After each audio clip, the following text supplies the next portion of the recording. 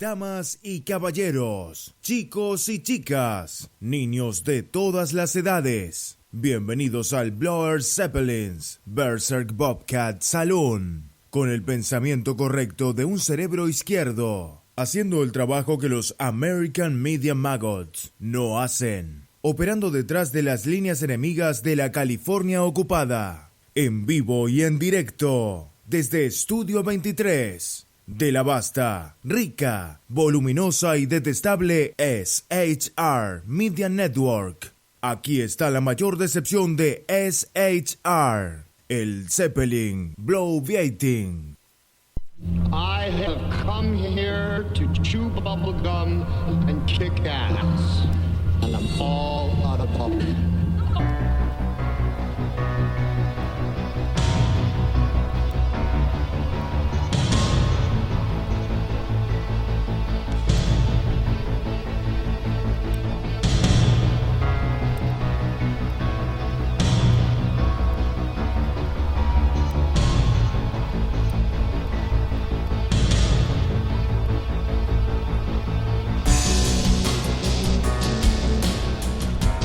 Ladies and gentlemen, boys and girls,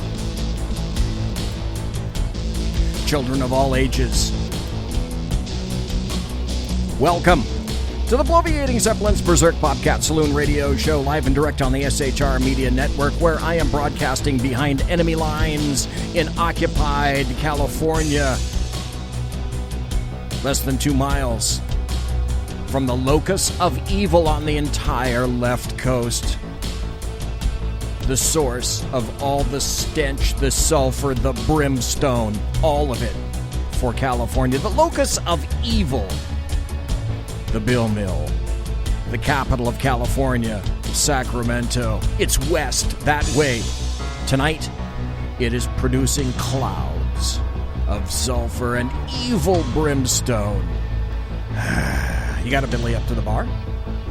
We've kept your seat, and it's great to see you back. Blaine is going to be your bartender. Tonight he pours with the best of them. The lava lamp is in fact lighted to my left, your right, which means that you are listening on the SHR Media Network, shrmedia.com.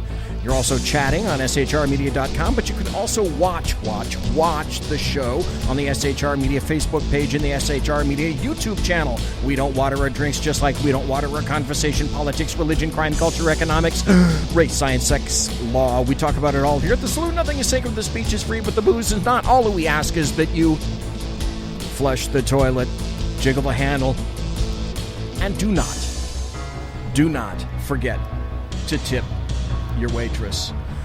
Oh my God, welcome to everybody. It is Tuesday, April 24th, the year of our Lord 2018. And the show tonight came about this close to not working. And it's just one of those continuing things where it's the brilliance, it's the luck, call it whatever you will, of BZ, where it seems like almost no one is going to get this reference, but I'm going to make it anyway. Anybody remember Joe Butz from Little Abner? He was the cartoon character where wherever he walked, he had the lightning, the storm cloud over his head, and wherever he walked, it was raining on him constantly. In terms of radio and the ability to get through things technological, it would seem to me that that guy is, in fact, myself. To the fact that I have lined up 35 tabs over here for a really lengthy show. We're gonna get to that in a second. And I haven't even gotten into the tab where I can look and see who's in chat yet. By the way, just thought I should tell you, I spoke to Dan Butcher this weekend, Sunday, and he has completely remade the SHR Media site, shrmedia.com. There's a ton of news there that Dan now updates regularly, and thanks ever so kindly to Dan Butcher. I greatly appreciate that. Hey, look, it shows that I'm live in the saloon right now on shrmedia.com. Great. Mary Brockman, welcome. Good to see you. And Mike, good to see you as well. Now, I have lunch Tomorrow, I'm not sure. I haven't been able to contact Sean yet, but with luck, Sean and I will be able to have lunch. We've had lunch for the past 2 Wednesdays because Sean is not gone. I want to hear what's kind of crazy crap is happening in his life, and he wants to hear about the stuff that's happening in my life as well. But wait. First, I have to tell you why you're listening tonight, right? You're listening for Alan Thomas. He's a paranormal investigator. I'm going to get to the technological end of it all because we had to go to Plan B tonight. In any event, we're going to be talking to Alan Thomas, and he and I are going to weigh in on the passing of Art Bell. Art was a radio legend. I've had Alan Thomas, paranormal investigator, Sasquatch hunter, and investigator on the show twice before. Alan Thomas is that rare jewel who comes across in such a way as from the first 10 seconds you hear him talk, you can't help but like the guy. Alan Thomas is just a likable character, extremely knowledgeable about the paranormal, about Sasquatches, about the unexplained. The last time he was here, I told him about a strange situation. Mary Brockman, good to see you. A strange situation that occurred to me on Highway 20, adjacent Clear Lake, and that was very strange. In any event, Sean and I were talking, and he happened to mention what he was having for dinner, and I told him what I was having for dinner on one phone call, and then he said, oh, yeah, and I'm having Hot Pockets, and then he sent me a link to this. I heard this, and I laughed my arse off, because it's Jim Gaffigan. Eskimo. I'm moving a little slow tonight. I had a Hot Pocket for dinner.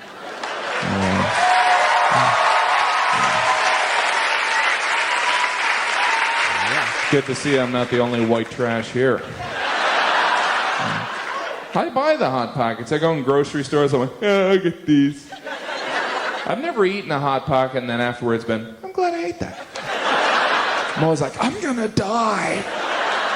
I paid for that? Did I eat it or rub it on my face? My back hurts. Ow. I was looking at a box of Hot Pockets. They have a warning printed on the side. It said, warning, you just bought Hot Pockets.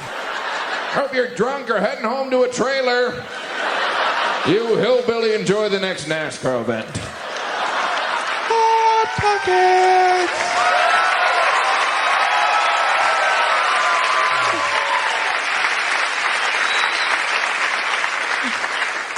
I like NASCAR. He's a jerk. Never really see that on a menu when you go out to dinner. You know, let's see, I'll have the Caesar salad and the Hot Pocket. Tonight's specials, we have a sea bass, which is broiled, and we have a Hot Pocket, which is cooked in a dirty microwave. And that comes with a side of Pepto. Is your Hot Pocket cold in the middle? It's frozen. But it can be served boiling lava hot. Will it burn my mouth? It'll destroy your mouth. Everything will taste like rubber for a month. All of the Hot Pocket. Hot Pockets! Hot Pockets, yeah. They haven't been around that long, like 10 years. How'd they come up with that? Was there some guy in a marketing meeting like, I got an idea. How about we fill a Pop-Tart with nasty meat? And you can cook it in a sleeve thing. You can dunk it in the toilet.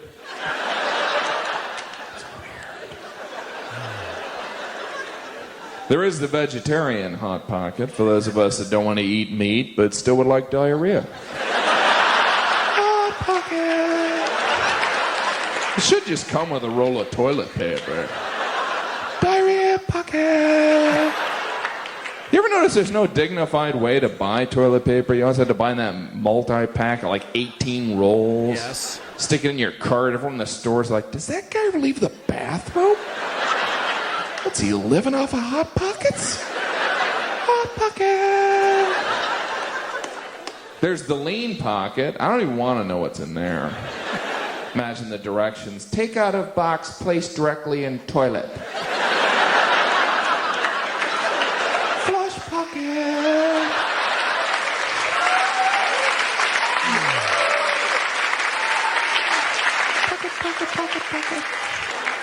Recently, they introduced the breakfast Hot Pocket. Finally. I can't think of a better way to start the day. Good morning! You're about to call in sick.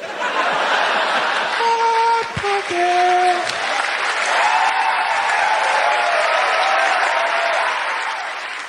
And that's the Hot Pocket story from Jim Gaffigan. I should like to tell everybody basically what we did tonight is we worked the telephones off of Skype. But I'm doing something different tonight because our Skype is not working. So on plan B, I should have everything Bluetoothed in. I'm going to call Alan Thomas, and we're going to have a discussion. I just wanted to open some things up with some levity, you see, so that we can... Here we go. Let's turn that up. Hey, Alan Thomas, how are you, sir? Hello, BZ. How are you? I'm fine. I am great. I introduced everybody to Alan. This is the third time on the show, and Alan is a paranormal investigator, a Sasquatch hunter and investigator, and a man of all things unexplained. And let me go, before we get into the meat of what we're going to talk about tonight, sort of a tribute to the radio legend Art Bell, who passed away at the age of 72 on the 14th. I think he passed away April 14th. And Alan, tell people a little bit about yourself. You've been investigating or interested in the paranormal for quite some time, and one of the things that brought you into the paranormal experience was your having passed on the operating table. Tell folks a little bit about that. Yeah, I went in for a simple procedure. You know, it's called an angiogram. And it was before they did it in the wrist. You know, now they try to go in your wrist more often than not. But they went into the groin, which is the bend in your leg. Okay. You know, and they go right into the femoral artery. And then they found out my heart was fine. Everything was good. I was 42 years old. Okay. And they used a new technology for then called a collagen plug. And what it was supposed to do was melt over the insert site of the catheter that they use to go look in your heart. And what it does is it stops the bleeding in 15 minutes. Okay. Opposed to direct pressure of around 50 minutes. Okay? But only they hadn't used this thing very much, so they were still using the direct pressure just in case. Okay. And they pushed the collagen plug into the artery. Okay. And then it melted and then coagulated like it's supposed to, but it blocked all blood flow to the right leg. And then 7 days later, I was back saying, I am hurting so bad, you know, and my leg is as white as a typing paper, about as white as you could get. And they did another angiogram from the other side and went around and they seen that they did the blockage and then rushed me straight into surgery. When I came out of surgery, they told me that when I wake up, I might not have a right leg. That's what they told me. Jesus. Before they knocked me out, you know. And that's a really nice thing to think about when you go out, you know. Yeah. 'Cause that's your last thought is, what? Yeah. But then when I woke up, I woke up in recovery, and they had this little button thing, and the nurse was showing it to me and telling me about it. I could push it every 6 minutes and everything. And she had it where I could grab it, you know, if I wanted to, which I wanted to, because the pain was really intense. And she pulled it back from me and says, not yet. We have to the doctor has to tell you something. And he stepped forward and says, it was a 7.5-hour surgery. We saved your leg, but you died twice on the table. And he said what happened was when they reinstituted the blood flow, they were supposed to clean the blood out of the leg, you know, and kind of normally what they do is they put you under and then they keep the blood circulating somehow. Okay. Well, it was such a rush surgery, they didn't do that, and when they released the blood to flow, when it hit my brain, bam, I was dead. Now, I remember that. Okay. Oh no. Yeah, I don't remember the pain or anything. I just remember kind of coming to inside of this valley, a really beautiful valley, and I mean, I don't even have words to describe how beautiful, except for it was like Earth, as in it had mountains and trees and flowers and a river, and it was beautiful, you know, and everything made music, and I was kind of tripping out on that. And then I'm a mountain person, and off in the distance there is these beautiful looking mountains, and I thought, oh man, I would love to check those out. Soon as I gave that thought, I was standing in these mountains, and if anybody's ever been in a forest, you know, like the Sierras or, you know, Tahoe or anywhere, when you get out there, it has a smell. It's yes. beautiful, you know. Yep. Well, this smell was like 100 zillion times more beautiful, and everything was making music. I mean, it was like really a trip, you know, and I was standing there just taking that in, and I was actually taking in deep breaths, you know, and I've often wondered, like, how can you take a deep breath when you're, you know, you don't have lungs or whatever, but only I could smell it, and I was taking deep breaths. Then I realized, like, I was facing the valley. I was overlooking this valley, this beautiful valley. Okay. And it came to my mind, like, oh, no, what if somebody was waiting for me? You know, and what if there was somebody supposed to meet me there? And I thought, oh, no, you know, I really messed up. As soon as I thought that I shouldn't have left, bam, I was back in the same spot, and there was somebody waiting for me. And they're like, are you done? Only they didn't say it with their voice. They spoke mind to mind. You know, and I was thinking to myself, like, done? Like, I have no idea what they're talking about, you know, like, done. I just barely got here. You know, I haven't even begun to be done yet, you know, like, how could I be done? I didn't start, you know. And that's what I was thinking, and they go, no, are you done? I'm like, what? Done? What? I don't get it. What are you talking about? And then the other guy said in his mind to me, what about your grandkids? He said that question. Oh, okay. Okay, soon as he said that question, my mind went to the earth, back to my family, and I was thinking of my grandkids, and I was thinking, oh, that done. You know, like, am I done doing that? And as soon as my mind did that, I felt like a sucking power, like being sucked backwards. And I started to move. You know, it was like sucking me back. And all of a sudden, I mean, like faster than almost a blink of an eye, I slammed into my body. And I opened my eyes, and there was a doctor with his face right in my face, and he was yelling at me, stay with us. Stay with us, like that. And the next thing I know, I conked out. And then the next thing I remember is them standing there telling me this story and handing me the button. And then they told me, you could push that button every 6 minutes.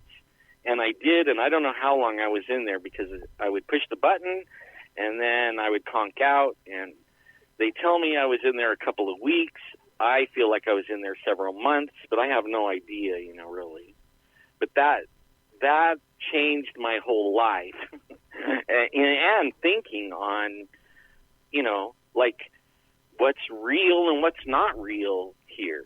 You know what I mean? Like, you know, this isn't all there is, you know, and there's someplace better than this when you die, and it is a special place, you know. And I really did want to explore it a whole lot more. And if they wouldn't have said grandkids, I probably would have. And what I figured out only in the few, I don't know how long I was there, it seemed like there was no time.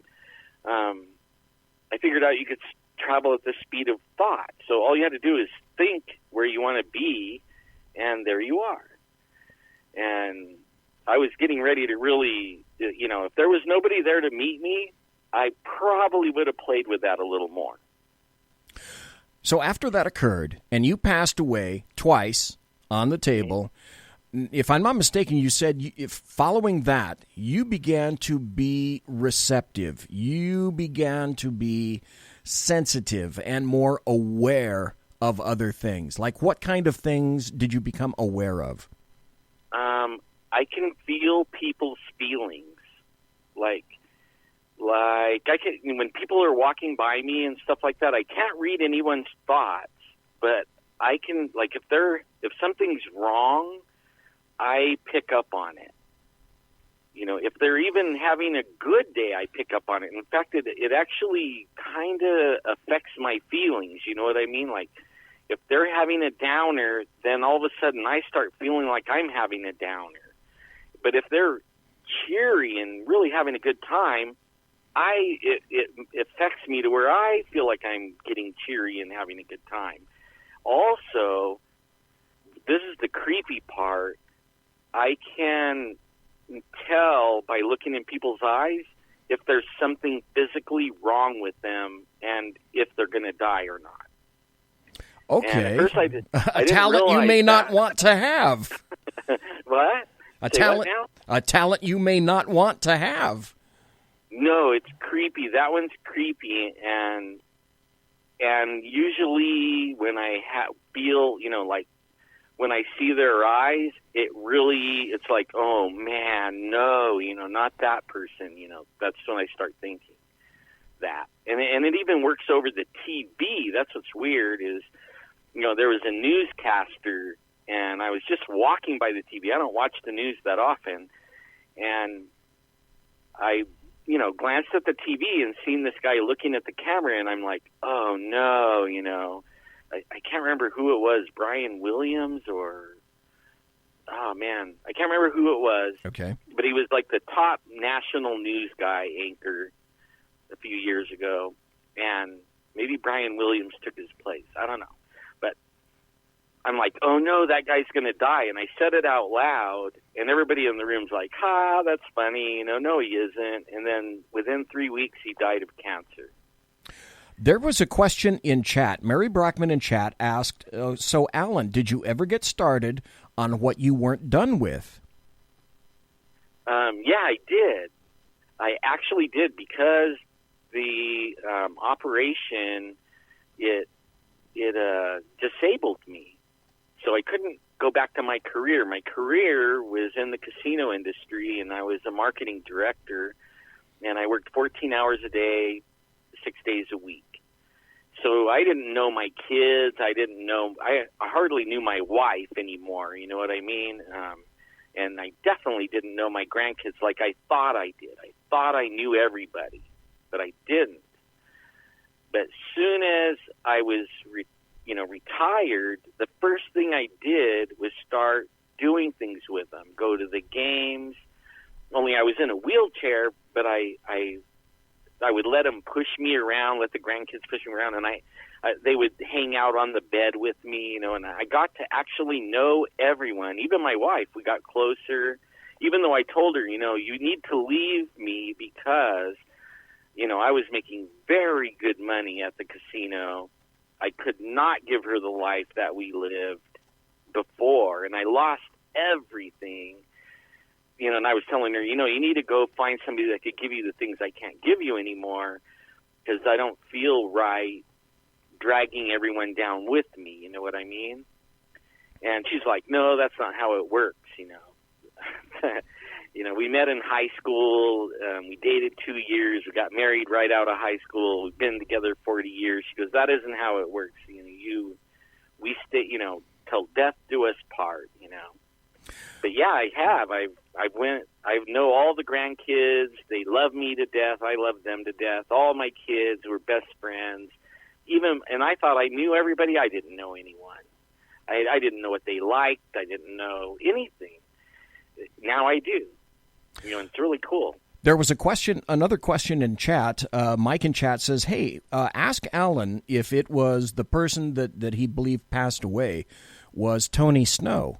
And I'm not sure, I haven't been able to look this up, but I think Tony Snow was a White House spokesman for a while. But does that name sound familiar? Does that ring a bell like the person that you saw? No, this was like the top anchorman on the news, and he died of cancer. Okay. And, I mean, that was the only one I ever saw on TV, and I saw it in his eyes. Since then, I've seen lots of people, family members, like my uncle. I didn't want to tell, I never did tell him, but only could tell, and he only lasts 6 months after I saw him, but only it also makes me feel their feelings. So, it's helped me to also become more closer to the people that are older than me. That, like I'm almost the last generation now, next to go, I guess you would say. There's no more grandpas and grandmas and all that, the layers of people above you anymore. But because of that, I have like an empathy and I wanted to get to know everybody. So I became best friends with all the relatives I could before they passed, the older generation. And so that was a positive that came out of it. Bad part, I knew, when they were close and all that. That sucks. We're about 4 minutes before the bottom of the hour break. I want to inform everybody, though, that Alan is not in a wheelchair these days. Alan stands up. Occasionally, Alan will use a cane, but Alan is not confined to a wheelchair, so he is blessed in that. Well, speaking of being blessed, you are a very faithful individual, are you not? Yes. I can't be a bad person. After that little trip or ordeal, I have a conscience now. Worse than before. Like before, I could tell someone off or, I could not like somebody and hold a grudge. Now I can't. I don't hold a grudge. I forgive people, even if they're really nasty to me. I feel like I'm talking to a bunch of little children. That's what I feel like. And I forgive them because they don't have a clue of what happens after to the next life, And one of the things that was made very clear to me was before they sent me packing, it's like you could know everything when you're over there. Mm-hmm. And one of the things I knew was relationships was the most important thing in this life. Well, that carries over into the next life. I'd completely have to agree with that one. I wish I'd done things like that better in my own life, but that's another story for another time. We got about two more minutes. We're going to go to the break, and when Alan and I come back, we're going to be talking about Art Bell. He passed away. He was a radio legend, a midnight radio legend. And the reason I wanted to ask Alan Thomas on tonight is because I listened to Art Bell. I was interested in Art Bell, but Alan actually interacted with Art Bell and was on Art Bell's network for a while. And so that's one of the reasons I wanted to talk to Alan tonight, to see if maybe I might be able to coax a few stories out of him and the relationships and some of the things that went on behind the scenes with regard to that. And also just to discuss in general how people like Art Bell, they're a thing of the past. They're disappearing very quickly. Radio is changing entirely. Terrestrial radio may eventually graduate. Who knows how many years it will take, but sooner or later it will all, I'm guessing, be on the internet. Where will you get your radio, and where will tomorrow's big radio hosts come from? Art Bell paid his dues. He was on 400 radio stations, and he was eventually broadcasting at midnight, in the dark, in the desert, in Nye County, Nevada, from his house in Pahrump. If you ever saw, there's a video on YouTube, and I think it's entitled something similar to Art Bell's Last Wave. and it's I think it was about a week or two before his passing. Art Bell is flying a drone up from the end of his driveway. You can see him wave at you as the drone floats up, and you can see it look down on his house. It was literally a compound. There were numerous buildings there, beautifully maintained, all fenced off, a massive dish in the back. Art Bell was a techie. He loved radio. He loved people. He loved to be on the air. He was the quintessential radio guy. Folks, we are going to take a break, and we'll be right back. Please don't go away. And we're going to be talking again, of course, to Alan Thomas. Folks, be right back. Conservative media done right. You're listening to the SHR Media Network. Hey, it's Sean from the Sackheads Radio Show. Also one of the owners here at the SHR Media Network. Are you opinionated? Have you ever wanted to do your own show? Have you ever heard somebody like the Sackheads and go, yeah, I could probably do that better? Well, now's your chance. Send me a 5-minute clip at sackheadsradio@gmail.com, and maybe you can be part of the SHR broadcasting team. sackheadsradio@gmail.com.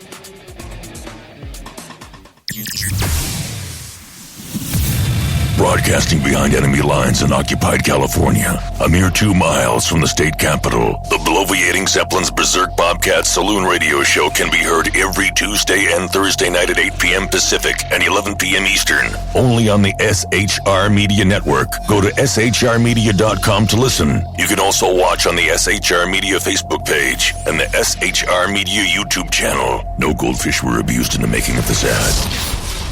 When dirty politicians, shadow governments, and deceptive Islam blind the world with fake stream media smoke, their only fear is one man with a cane.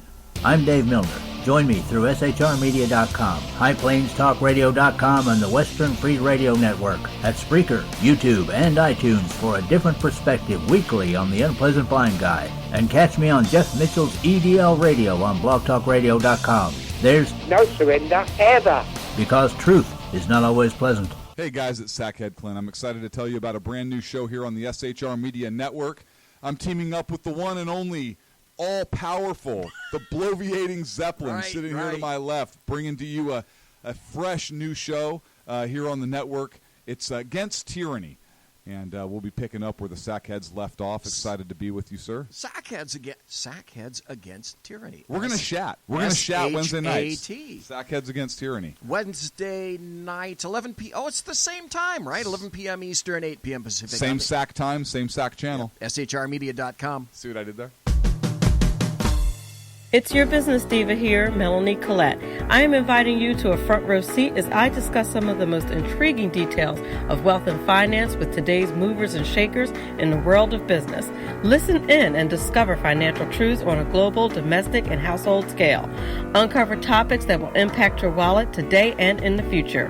Money Talk with Melanie airs Monday through Friday, 5 p.m. East, 2 p.m. West, right here on SHR Media and High Plains Pundit Talk Radio. You can't afford to miss it. Human by race, Christian by faith, American by nationality, and conservative by choice. Reverend Ralph J. Chittum Sr. is the right guy on SHR Media from 8:05 to 9 p.m. Monday through Friday. And if on the rare occasion I am ever wrong, I will still always be right. The right guy on SHR Media. Hey, this is Michael Wright. And I'm Shannon Wright. Join us for The Right Way with Shannon and Mike, Monday through Thursday from 7 to 9 a.m. right here on SHR Media. Why are they joining us? For fun things like sports, politics. Oh, maybe some news and entertainment? And all kinds of other things. Money and recipes and events, all kinds of stuff. Yeah, so join us Monday through Thursday, 7 to 9 a.m. here on shrmedia.com. Hey, BZ. So the plan's working. You got rid of Sacco.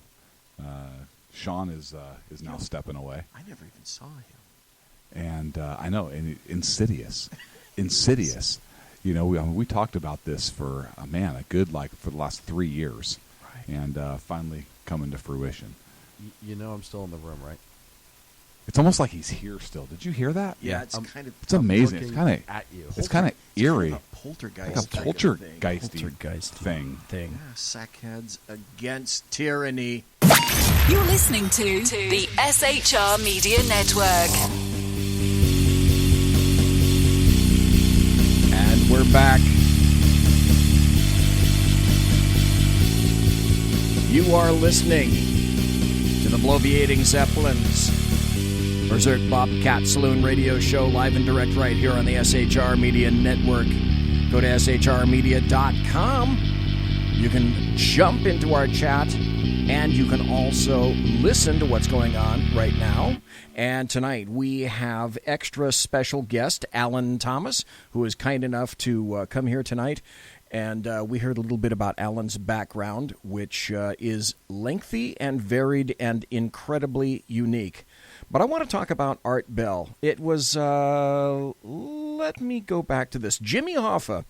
I should tell everyone, Jimmy Hoffa has come back tonight just to be in this chat room. So thanks, Jimmy, for being in the chat room. Greatly appreciate it.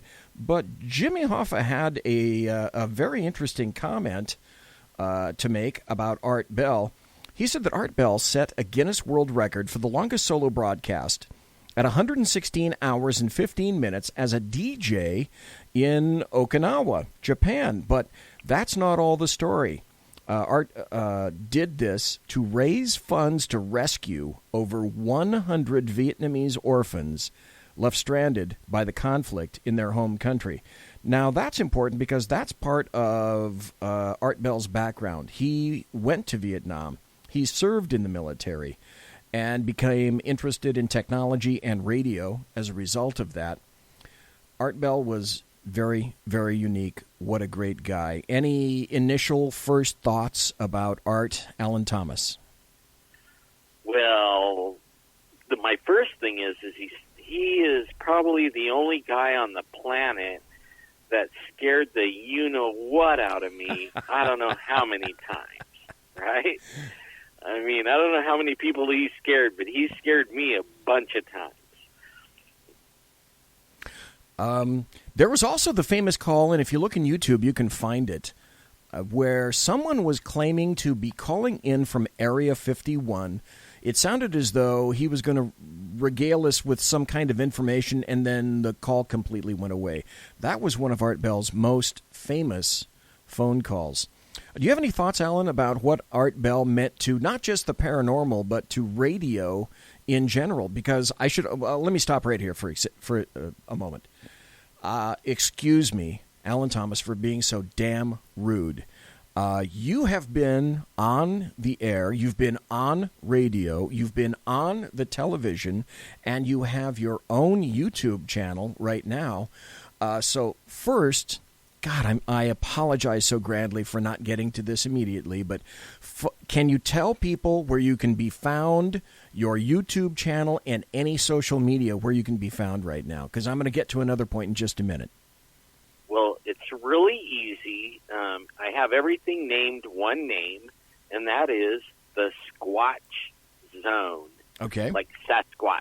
So my Twitter is Squatch Zone. My YouTube is Squatch Zone.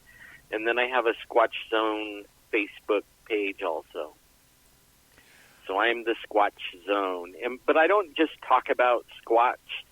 I talk about UFOs and ghosts and aliens and abductions and conspiracies. We have a zone for everything, you know. We just get in the zone and we talk. And I should have named it something other than that, but my favorite thing is squatching, so it was the Squatch Zone because that's my main thrust most of the time.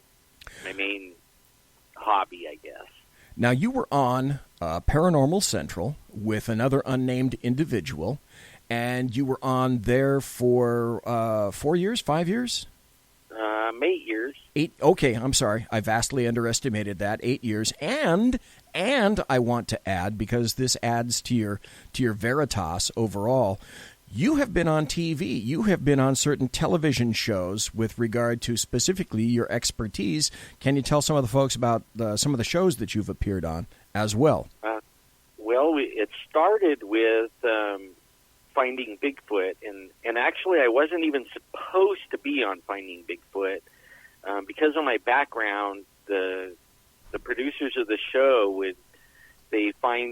whenever they go into an area, they try to find somebody that's knowledgeable about the geographic area and hotels and where the shooting locations, somebody that knows how to, do that kind of stuff, gather permits and things. So what they did was they hired me to scout locations and take pictures and send them back to them, and then we land on the areas where they like, and then we go procure the permits. And actually, I was only supposed to do that. They didn't know that I saw a Bigfoot. And then once we were working, and I got to hanging out with Bobo and those guys, and we started swapping stories afterwards in the hotel, they were like, "You saw a Bigfoot?" So on the very last day, and I wasn't even dressed right, I was dressed to work. I had no idea, The very last day, they go, "Okay, it's your turn." I'm like, "My turn what?" He goes, "We're going to interview you." And I thought, I looked at what I was wearing. I'm like, no. Not like this. Yeah, no, I'm dressed for like freezing cold working wear, not dressed to go looking on TV. But they went ahead and they interviewed me, and then they made fun of me. That was kind of fun. When it aired, they actually made fun of my situation sighting thing, and they didn't even air my actual sighting. They aired something that Paranormal Central, we had done with Paranormal Central, and actually I think they wanted to make fun of that. They weren't really making fun of me as much as that part. And then that led to working with Nat Geo, and I wasn't on TV, but only I worked behind the scenes, and I put out an episode of Chasing UFOs. Aha. Yeah, and then that led to Destination America. They did the same thing, only they came out, and it was to work for them and also to be interviewed by them. And we found the spot and the location, and we did that. And that was on Bigfoot Wars. That's what it's called. So, like, Finding UFOs or Finding Bigfoot was the Sierra Spy, and Chasing UFOs was, I can't remember the name of it, Dirty Little Secrets, and then Monsters and Mysteries in America was Bigfoot Wars, Hellhounds, and Evil Gnomes. And then, because we did the Art Bell, Dark Matter Radio Network, digital network, for 2 years, the local TV picked us up, and they aired 3 seasons of our show locally. So we did 3 seasons here locally of our show, and it was fun. Okay, so tell us about Dark Matter. How is it that you got onto Dark Matter? Because if I'm not mistaken, that was Art Bell's Sirius network broadcast division, wasn't it? And so they picked you up to be on their network. Is that correct? Yeah, and then I actually never talked to Art Bell, though. We talked. He was talking with his right-hand man, Keith Rowland. Okay. And then Keith Rowland would talk with us through the set, us, our stream to him. And usually it was before or after the show, and only for a few minutes. But we actually, towards the end, we were actually trending #1 on the Dark Matter Radio Network, and we actually were out trending Art. And really?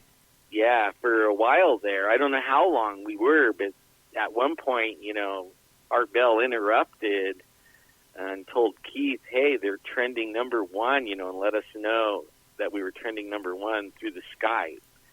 and then how do you compose yourself after that? You know what I mean? You're like in the middle of a broadcast, and a live broadcast, and then somebody says you're trending #1, and it was like, wow, And then we're all speechless for a minute, trying to gather ourselves, because that was pretty good news. At least for me it was. It was fun. Now, when we talk about Art Bell, he was a real pace setter. He started in the 1990s, if I'm not mistaken, and he did it with Coast to Coast Radio, which now is... I met George Norrie. I went to a UFO convention about 2 years ago and met George Norrie. Art Bell peaked, I think, in the 1990s when his show Coast to Coast AM went national. Like I said, it was on more than 400 radio stations. And he did nothing. He took calls all night long. And the reason that I admired him is because he was like me and like you on your shows now. I am a semi-creator. I'm my own producer. I have to run the board. I have to take the calls, what meager calls there are, or make calls outward, etc., go to the breaks, do everything. And Art Bell did that as well. He was a true Renaissance man. Now, and not only did he do that, but he did that every single day. Yes, and set guests up every single day. And that's not easy, No, even if you're doing a one a week show or 2 days a week, try doing that 5 days a week. That is not easy. No, it isn't. For years. No, exactly. And he was in the middle of the desert. He's the exact opposite of what you'd expect a successful radio broadcaster to be. And he would broadcast right in the middle of the desert in a room. If you ever look at some of Art Bell's photographs, you'll see photos of him in his room with all the radio equipment around him as well. So he punched up the callers himself. They were all unscreened. He usually kept one line open for anybody that wanted to talk about what was happening at Area 51, which I found very interesting about that. I also noticed that there has not been an autopsy on Art Bell that I'm aware of yet. I would guess that it may have something to do with cancer. If I'm not mistaken, Art Bell was pretty much of a prodigious smoker. And I was sad, very, very sad to see him gone, because I'm afraid we're not going to see someone like Art Bell again. And Art Bell or George Norrie, I'm sorry, there's no choice between the two. It's got to be Art Bell. Absolutely. Well, he's the guy. I mean, there wouldn't be any of us. Yes. If there wasn't him first. Yep. I mean, everybody. I don't care who is doing paranormal. There's a bunch of them on YouTube and Blog Talk. I mean, take your pick, take your topic. There's 100 guys on every one of them, or gals, and they wouldn't be there if it wasn't for Art Bell, really. No, that's absolutely. He set the pace for that kind of radio. He was as groundbreaking for his time doing that as Rush Limbaugh was groundbreaking for conservative radio. Somebody had to do it. He did it for the paranormal. And up to that time, people would chat about it every once in a while, and not with any real frequency. So, right. Well, you're kind of like when I hear you, I think of the one you just said, the EIB network. Oh, Limbaugh? Yeah, you have that energy and and vocabulary, and I mean you're really good at it. Really good at it. So I wanted you to know that. That dollar bill that I sent you then did pay off. Thank you very much for saying those kind things about me. I hung that in my room. No, hell, the other thing is I sent you the frame, and I was hoping you would frame it, and then you sent me the photograph indicating that it was framed. So I think that was absolutely wonderful. I really, really appreciate your having done that.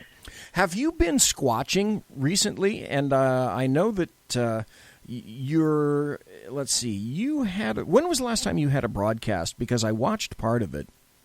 Actually, it's been a couple of weeks. I'm in I'm actually having construction at my house. Your bedroom, yep.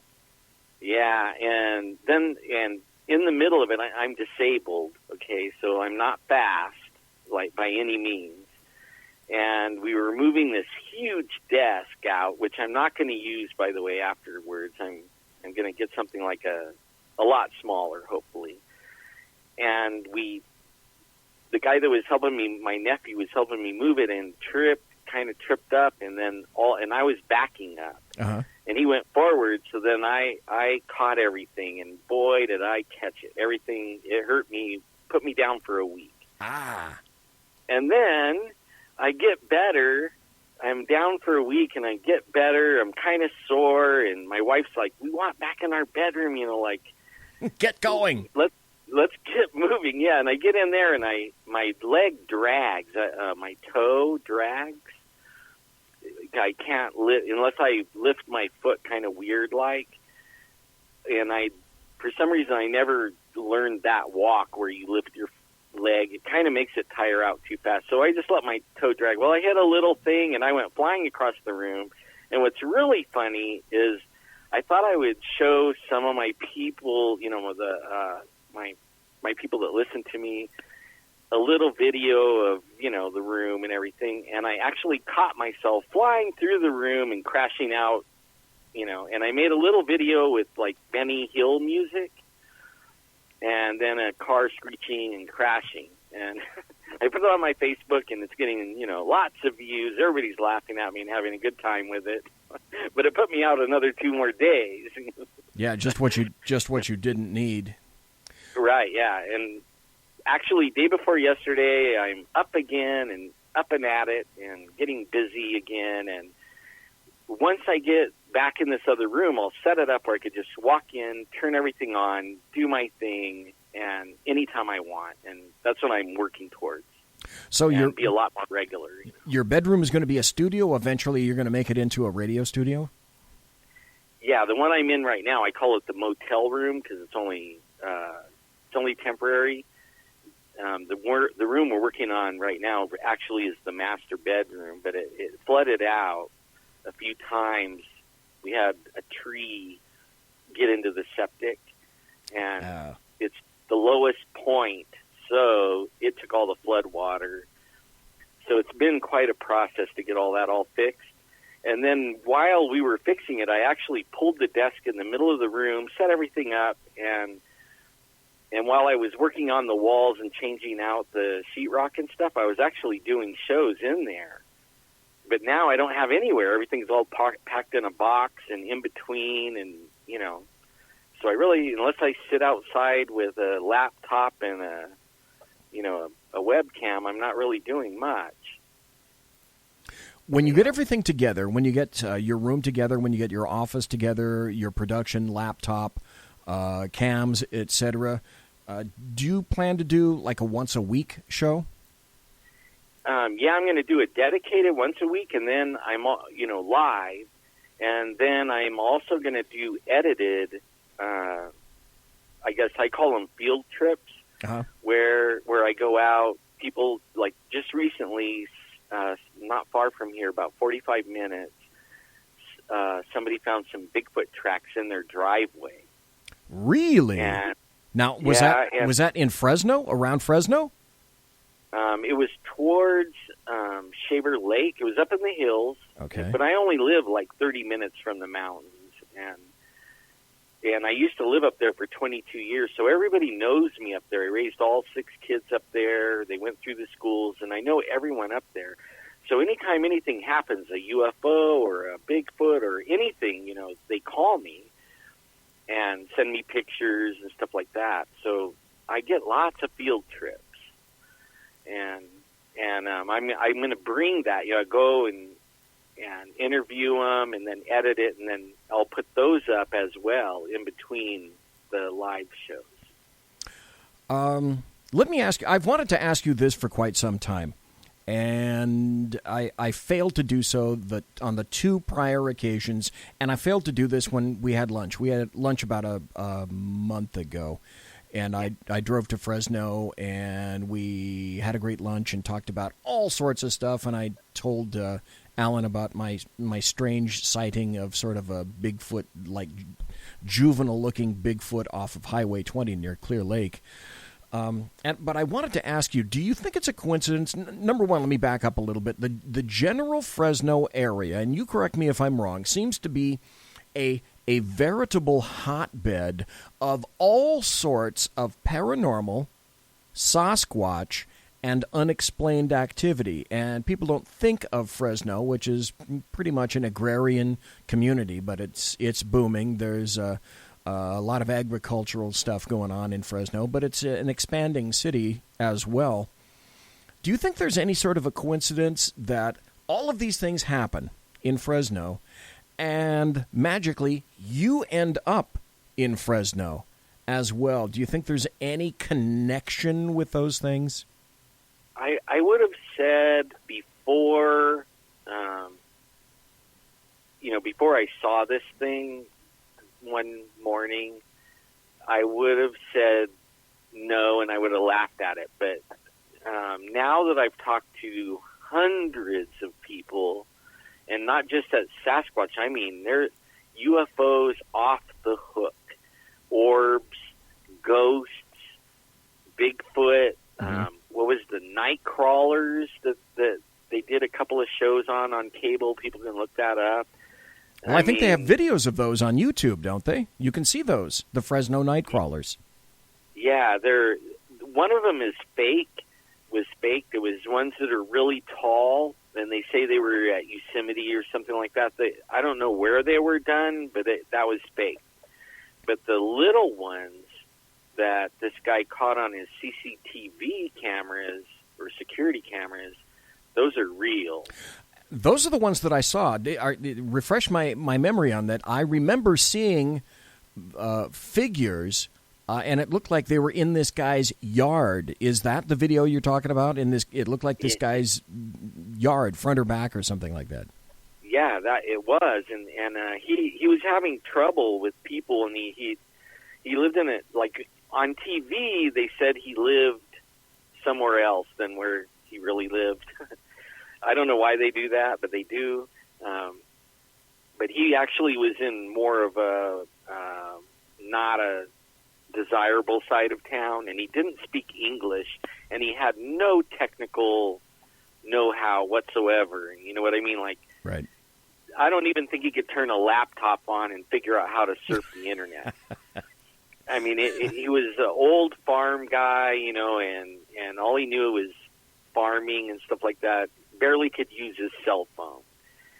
And, everybody kept saying maybe he hoaxed it or something. There's no way this guy did that. It looked pretty credible to me when I was looking at those on YouTube. My wife is interested in the paranormal, and which is why she listens to you whenever she can. All things unexplained, UFOs, the paranormal. She reads Zachariah Sitchin, anyone remotely connected with that kind of stuff. So I just want to tell you, Alan Thomas, that my wife happens to be a massive fan of yours, and if she doesn't catch you live at night before she goes to bed, she's got earbuds in her ear, and she's got another older cell phone that she uses to listen to things on the internet. And if she doesn't catch you live, she catches you on YouTube in your podcast and your other broadcasts. So I just want to tell you, you have a personal fan in the BZ family. Right on. She's probably listening to the bedtime stories. For a long time there, I would get on and tell a bedtime story because I didn't have anything, All I had was my cell phone, and I thought, man, I'm going to start a YouTube channel, and all I had was my cell phone, and I would go live, and I would tell a bedtime story. And I would just tell a story of, something that I researched, or I went out and interviewed somebody, and I would just tell these stories and call them bedtime stories. That's actually how I started on my own. And they're good stories. I mean, they're good to go back and listen to. Even I listen to them, and I don't even like hearing myself that much. Folks, it's the top of the hour. We have been talking to Alan Thomas, and he and I weighed in on the passing of Art Bell today, and also just caught up to date in general with what's going on with Alan Thomas. I want to thank you ever so kindly tonight for being here, sir, and I greatly appreciate your time for having done so. And again, before everyone forgets, where can they find you on your YouTube channel and any social media that you care to mention? I want to hear about it because I want people to be able to listen to you as much as possible. And it is the Squatch Zone. And just Squatch Zone, like Sasquatch, but take the sass off. It's just Squatch Zone. And I actually got that name, Squatch, from my good friend Bobo. His name's James Spade, but he's one of the stars on Finding Bigfoot. We're really good friends, and he started calling Sasquatch Squatches and Squatch-on and all that, and I thought that is a really cool name, so that's what I named my thing, Squatch Zone. Okay. And that's all across the board. All my social, everything is Squatch Zone. Well, thank you, Alan Thomas, for being here tonight. I really appreciate it, and if it's okay with you, I'd like to maybe touch base with you again in another 2 or 3 weeks and see how things are doing, and particularly if you happen to get your bedroom completed and in an office, and like I say, particularly if you happen to be getting on and doing some regular broadcasts, because I know, like I said, one fan, my wife, will listen to anything and everything that you happen to do. Well, once I'm on there, I'd like to have you come on as a guest and tell your story. And also, maybe we could talk, because I'm into the conspiracy. I actually listen to you all the time, and you're on some very cool subjects right now, because, we are winning. You know that, right? Yeah, we are. It depends on who you talk to and what you listen to, but the bottom line is, at this point, yeah, we are. Folks, we've been talking. Winning. Yes, we've been talking to Alan Thomas. I thank you so kindly for being here tonight. We're going to go to a break, and if you didn't think there was breaking news today, not breaking wind, mind you, I'm not talking about that. I'm talking about breaking news. Well, you'd be absolutely wrong. So, folks, don't go away and hang around. I'll be right back. Conservative media done right. You're listening to the SHR Media Network. Hey, it's Sean from the Sackheads Radio Show, also one of the owners here at the SHR Media Network. Are you opinionated? Have you ever wanted to do your own show? Have you ever heard somebody like the Sackheads and go, yeah, I could probably do that better? Well, now's your chance. Send me a 5-minute clip at sackheadsradio@gmail.com, and maybe you can be part of the SHR broadcasting team. sackheadsradio@gmail.com.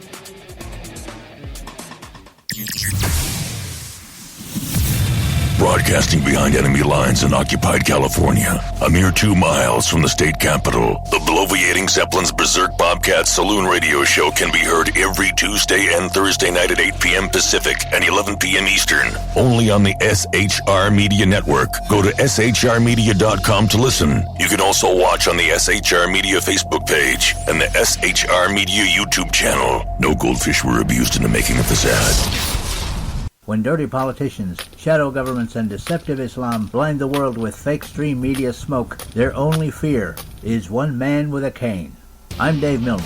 Join me through SHRmedia.com, HighPlainsTalkRadio.com, and the Western Free Radio Network at Spreaker, YouTube, and iTunes for a different perspective weekly on the unpleasant blind guy. And catch me on Jeff Mitchell's EDL Radio on BlogTalkRadio.com. There's no surrender ever, because truth is not always pleasant. Hey guys, it's Sackhead Clint. I'm excited to tell you about a brand new show here on the SHR Media Network.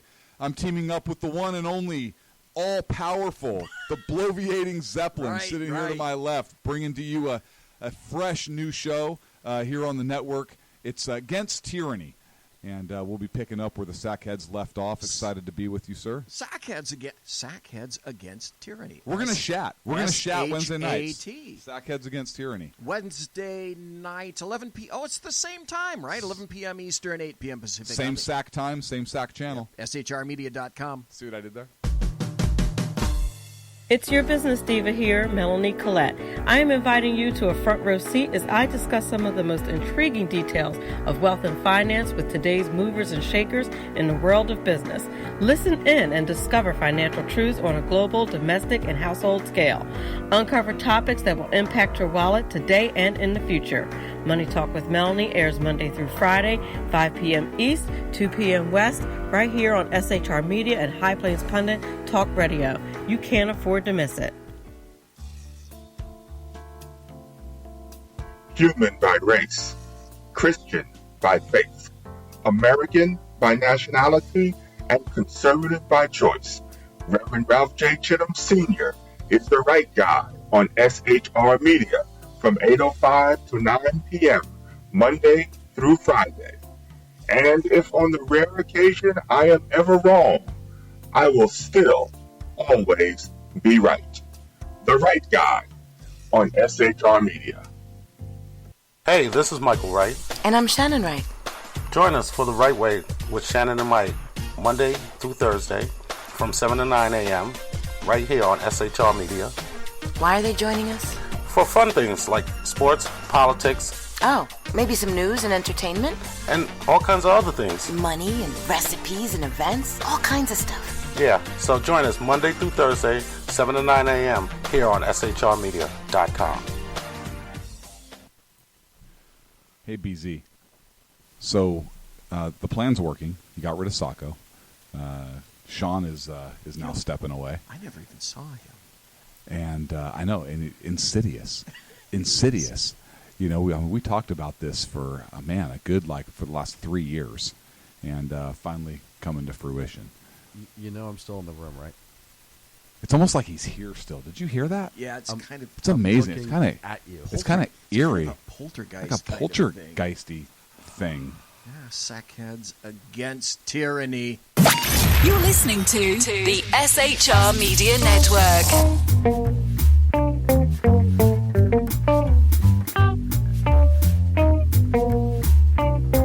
I love this.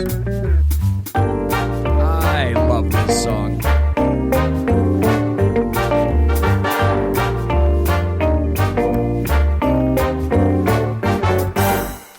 And you're listening to the Bloviating Zeppelin's Berserk Bobcat Saloon radio show live and direct here in the SHR Media Network studios, the sumptuous palatial studios, where there's a monitor for Sackhead's Clint right over there when we do, oh, that's right.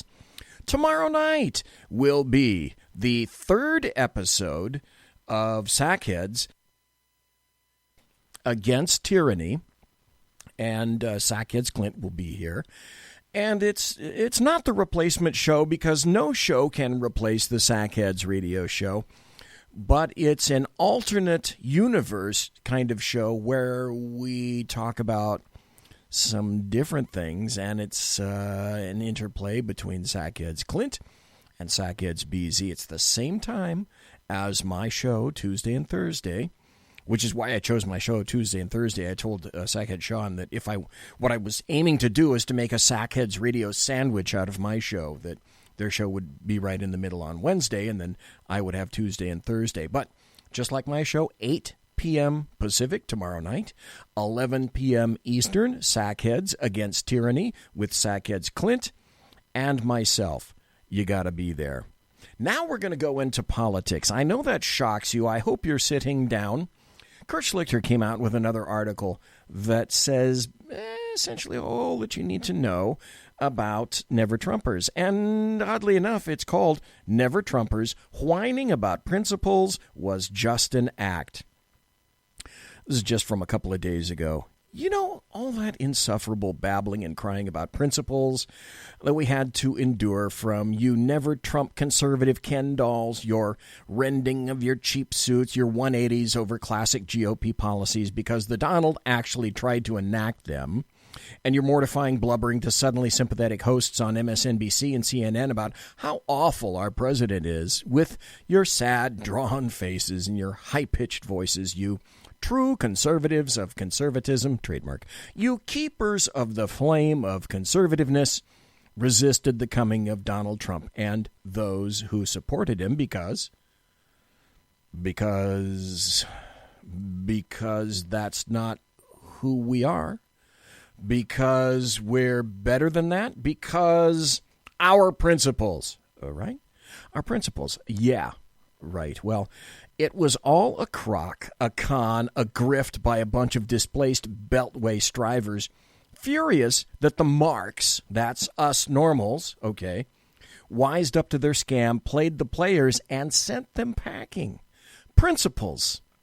You laughed uproariously at Sean Hannity's confidential information being revealed for no good reason, just as you laughed at President Trump when federal agents marched into his lawyer's office to steal privileged documents as part of the shameful collusion farce you've been applauding. Stop just for a second, Kurt. I'm going to have Alan Dershowitz weigh in on the invasion of Michael Cohen, and boy, does he have some salient things to say in an audio cut in just a few minutes. Your principles didn't stop you from supporting an effort to undo the results of an election that left you out in the cold. So what would the founders say? Probably, stop trying to hang around with us. Where are your principles in the face of the gross injustices of the last few days? A federal judge who was nearly appointed Bill Clinton's attorney general and who officiated, this is true, I told you about this last week, Kimba Wood, who officiated at George Soros's wedding, ordered Hannity's information disclosed. Hey, but that was cool with you. After all, Shauna Hannity is so... Oh, well, I never... principles that depend on who is asserting them aren't principles. They're poses. If you actually adhered to them, your principles would have you shrieking, not cheering. A bunch of Hillary-donating feds should not be allowed to randomly pillage through privileged materials looking for a crime. No, the crime fraud exemption does not mean that feds can take your stuff, read through it, and then decide if some happens to fall into that narrow exception and then leak the rest. But hey, why let some principles get in the way of a good laugh at the expense of one of those Trump people? Gosh, it's almost like your talk of principles was just talk.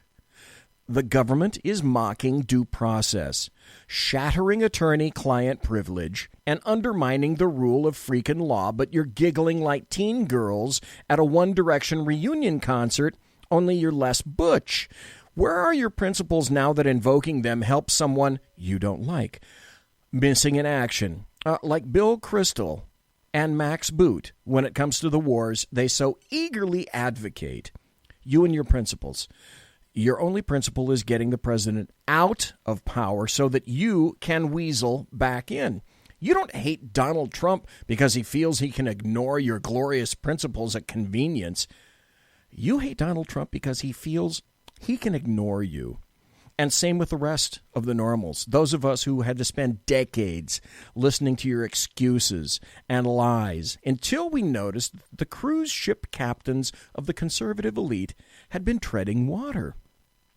Oh, yeah. Every election you promised to fight, and after every election, all you did was fail. But, hey, you had a good gig as long as the bipartisan elite grift was in effect. When the GOP won, you were the in crowd and you raked in donations and media hits with the promise that you would use the power we gave you to make real conservative change. But that never seemed to happen. And when the GOP lost, well, then you were in opposition, and so you raked in the dough and attention talking about how you would fight once we put you back into power. It was a pretty good scam. That is, until we got tired of being lied to and installed a disruptor into office. And what we hired him to disrupt was your sweet little gig. We rejected you, us unwashed, uncivilized, non-DC, New York living nobodies rejected you. And now you can't even get your phone calls returned from that 24-year-old guy in a MAGA hat down at the old executive office building. You're a nobody. A punchline. Writing articles nobody reads. For magazines no one remembers. Stop. BZ interjects, I used to subscribe to the Weekly Standard. I used to occasionally read Bill Kristol. Bill Kristol should just take a massive cup of shut the fuck up and just change whatever R he happens to hang anywhere anymore to a D. He's a Demorat. Just go be a Demorat and be honest with yourself and everyone else. Okay, back to Kurt. It gnaws at you. But you still have your principles, your precious principles, and the liberals will let you act out your Never Trump charade on their shows and in their pages because it's helpful to them to have little Mr. Helper playing sad conservative has-been against Trump. But they don't respect you. They don't like you. And when they're finished with you, it's back in the GIMP box. You think you're Michael Corleone conservatives, pulling the strings, plotting to take power, but you're really just Frito-Cons. You're not smart. You can't handle things. And you may want respect, but don't hold your breath. Still, you have wonderful principles. Congratulations. And if you close your eyes and try real hard, you unaccomplished mediocrities can imagine that you aren't just lying there on your bellies at the feet of your liberal overlords. But you are. Maybe if you beg, if you obey, if you please them by trashing the people you used to pretend to champion, perhaps your masters will drop a scrap off the table for you to gobble up. Here's a hit on NBC with Chuck Todd. Be ready with a bon mot about how Donald Trump is a moral cancer. Here's a chance to write for the New York Times. Be careful to stay within bounds, though, or else.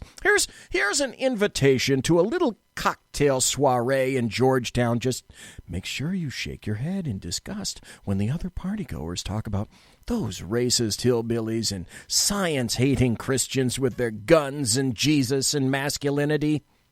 You've talked, and you've talked, and you've talked about your principles, but as James Comey and Robert Mueller and your gal Felonia Milhouse Von Pantsuit undermined every principle this country was founded on, all you did was clutch pearls about how Trump is icky. This country is in real danger of breaking apart, of actual conflict, but all you can think of is recovering your cheesy little seat on the Beltway bench. No one's fooled, and no one cares, which ought to scare the hell out of you, because when the liberals figure out that you have zero credibility with us real conservatives, you'll stop being their useful idiot. You'll just be a plain old idiot. Another reason, ladies and gentlemen, boys and girls, why I love reading Kurt Schlichter. Kurt Schlichter's about to have a third book come out. And he's a tough guy to get in touch with. He has agreed to be on the show. However, every time I try to get in touch with him and ask him for a very specific slot, now he happens to be in California. He's down in Southern California. So the Pacific time would be no issue. But just trying to schedule him to come on because he's so damn busy, and like I say, he's going to be on a book tour in the not too terribly distant future. Just trying to find that stuff, trying to find the time to get him on is really kind of tough. Now, a couple of things came out. One of them most recently, before I hit the car to come to the studio tonight. This is from Sarah Carter, sarahacarter.com. She's been an excellent journalist for many, many years and has broken many stories with regard to the dossier, Donald Trump, etc., the deep state, the swamp, etc. Her newest article is extremely important and asks a extremely important question. Did Andrew McCabe, issue a stand-down order on the FBI Clinton email investigation? A subheadline to that is McCabe tried to steer people off the private email investigation. That's pretty amazing.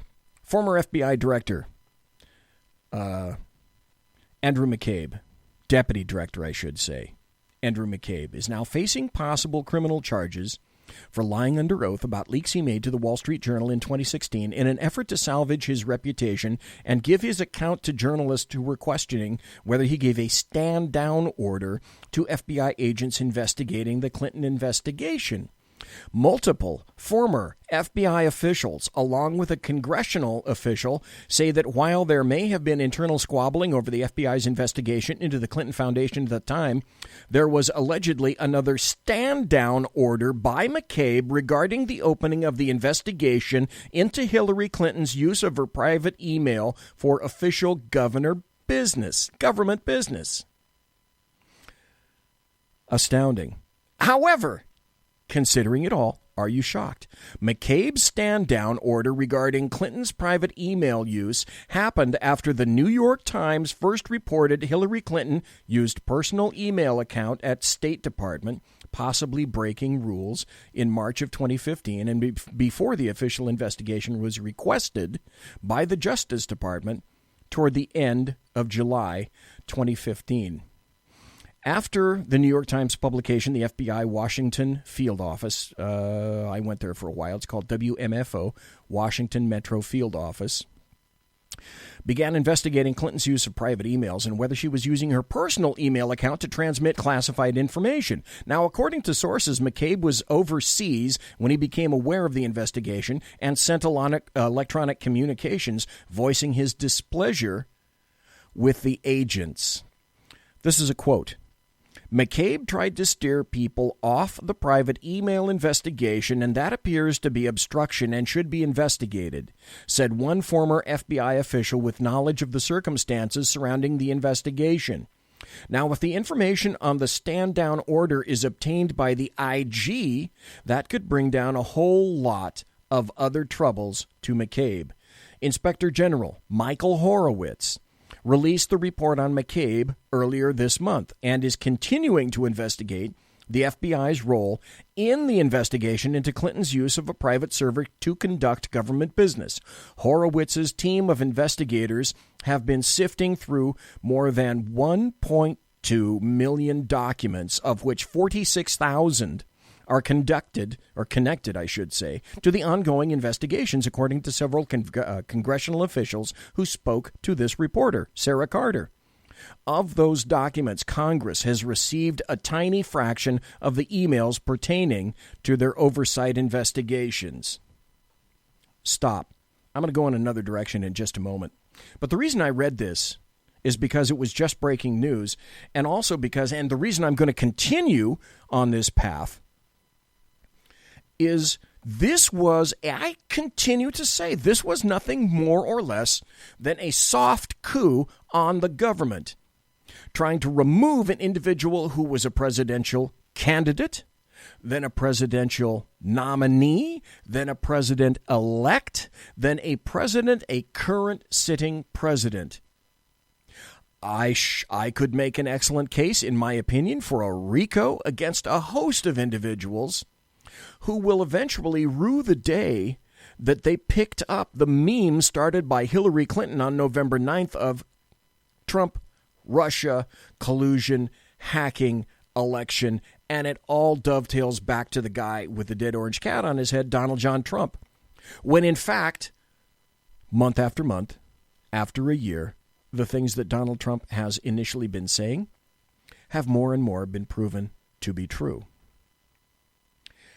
This just came out the other day, and once I saw this yesterday, I believe.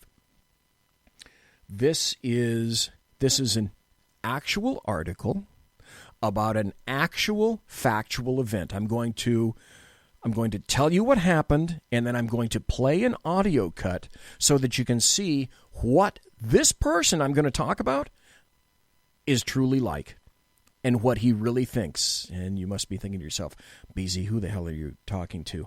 This is not a joke. Fortune magazine named David Hogg and his cohorts the world's greatest leaders of 2018. I shit thee not. It has a whiff of classic fake news. David Hogg and all his foul-mouthed little high school buddies who made headlines and raked cash from their calls for gun control in the wake of the Parkland shooting have been elevated to the #1 spot in Fortune magazine's annual list of the world's 50 greatest leaders. Mike Allen at Axios got a sneak peek of the upcoming issue and reported it and said, Fortune editor-in-chief Clinton Leaf, if 2018 becomes the year that the United States finally begins to tackle its disease of gun violence, it will be due not to the good sense of elected officials, but rather to the courage, tenacity, and sheer eloquence of the students. Sheer eloquence of the students. Okay, that's perfect because I want you to hear the sheer eloquence of David Hogg. That want to keep killing our children. They could have blood from children spattered all over their faces and they wouldn't take action because they'll still see those dollar signs. Are you exhausted? I'm beyond exhausted. Is it energizing, this exhaustion? Is it an energizing exhaustion? Yeah, it's just as energizing as it is exhausting at this point. I get to a certain point where I get so tired that I just keep going. A 17-year-old is talking like he's Jesus. It creates a positive feedback loop in some ways, where the more stress and work that I put on me, the more work and stress that I can deal with. Well, at this point, it's like when your old-ass parents like, I don't know how to send an iMessage, and you're just like, give me the fucking phone, and you take it and you're like, okay, let me handle it, and you get it done in 1 second. Sadly, that's what we have to do with our government because our parents don't know how to use a fucking democracy, so we have to. Your parents don't know how to use a fucking democracy, so kids like him have to, because you're not smart enough to. What sick fuckers are out there that want to continue to sell more guns, murder more children, and honestly just... Oh, let's play this again. Phone, and you take it and you're like, okay, let me handle it, and you get it done in 1 second. Sadly, that's what we have to do with our government because our parents don't know how to use a fucking democracy, so we have to. You think what sick fuckers are out there that want to continue to sell more guns, murder more children, and honestly just get reelected? Fuck you, David Hogg. This is why at the end of promos it says caution, explicit. Fuck you, David Hogg. I want to see you put on a suit. Let's see you put on a cop suit and go out and respond shag calls for service. Let's see you do something than just be a victim. Let's see you do something than just run your mouth. You have no experience, zero experience. And let me tell you something else, if I might, David Hogg. I got about 2 minutes before the break, so I may as well vent my spleen just for a little bit. And that's this. I'm done trying to defend my Second Amendment to you because, David Hogg, I don't have to defend my Second Amendment to you. And I know that you and all you like-minded, limp-wristed pussies are coming and want to confiscate my guns when you're lying to my face. Some of you are truthful and saying we're really coming for your guns. Thank you for your honesty. I really appreciate that. But, David Hogg, am I giving up my Second Amendment for killed students? No. Will I give up my Second Amendment for you? No. Will I give up my Second Amendment for more school shootings? No. Will I give up my Second Amendment for my wife? We already discussed this. No. I'm your worst nightmare. I'm a guy that doesn't believe that I have to justify any fucking thing to you in terms of the Second Amendment. It's in the Bill of Rights. And it belongs to me. And you know nothing about sacrifice or courage or what all the people had to do to allow you to sit here and badmouth the Bill of Rights, the U.S. Constitution, and the founders of this wonderful republic if we can keep it. Are you going to sacrifice and be a soldier? No, you want to get into college and have some kind of a degree that with $35 will allow you to maybe be a barista somewhere. You and your white privilege. I wonder if anyone's talked to you about your white male privilege. Because if there's somebody that's got it right now these days, it's you. Oh, and you're doing a book deal, too, David Hogg. Isn't that funny? You're doing a book deal. See, you're capitalizing on all this as much as you possibly can. What type of person are you when you want to see more fucking money than children's lives? Oh, you mean the money that you're going to make off your book, David Hogg. What type of shitty person does that? Yes, perhaps you better look in the mirror. And, like, there's this whole I mean, the way that they're talking about it now, the way Rick Scott has been talking about it is like, when the shooter arrives, we need a metal detector and a guard. Point, with Rick Scott, it's like, when I get elected to Senate, we're not going to let that fucking happen, and you guys better not. He's like, oh, I'm going to implement all of these amazing things. Let me make sure I do it right before my election for Senate when I try calling out Bill Nelson. By the way, stop, David Hogg. This is why I love you, because you are such a perfect fucking example of a leftist, a brain-wiped, brain-dead leftist in today's society. This is why I love you, and you and your ilk make excellent illustrations precisely of this. And that's you, David Hogg, went nuts when it was suggested at your school that now, in order to help with security at that school, you went crazy because now they recommended transparent backpacks, and your rights were assaulted. You were absolutely beside yourself that your personal rights were offended and affected, and your ox was gored because it was so inconvenient of you to have to wear a transparent backpack so people could see what you brought into school. Oh, woe is you, David Hogg. I feel so fucking sorry for you. Conservative media done right. You're listening to the SHR Media Network. Hey, it's Sean from the Sackheads Radio Show. Also one of the owners here at the SHR Media Network. Are you opinionated? Have you ever wanted to do your own show? Have you ever heard somebody like the Sackheads and go, yeah, I could probably do that better? Well, now's your chance. Send me a 5-minute clip at sackheadsradio@gmail.com, and maybe you can be part of the SHR broadcasting team. sackheadsradio@gmail.com.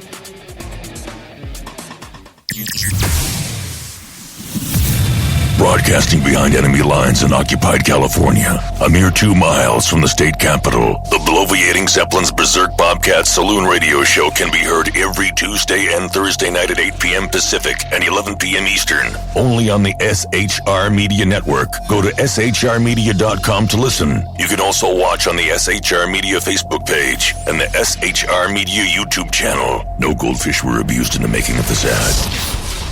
When dirty politicians, shadow governments, and deceptive Islam blind the world with fake stream media smoke, their only fear is one man with a cane. I'm Dave Milner. Join me through SHRmedia.com, HighPlainsTalkRadio.com, and the Western Free Radio Network at Spreaker, YouTube, and iTunes for a different perspective weekly on the Unpleasant Blind Guy. And catch me on Jeff Mitchell's EDL Radio on BlogTalkRadio.com. There's no surrender ever, because truth is not always pleasant. Hey guys, it's Sackhead Clint. I'm excited to tell you about a brand new show here on the SHR Media Network. I'm teaming up with the one and only all-powerful, the bloviating Zeppelin, sitting here to my left, bringing to you a fresh new show here on the network.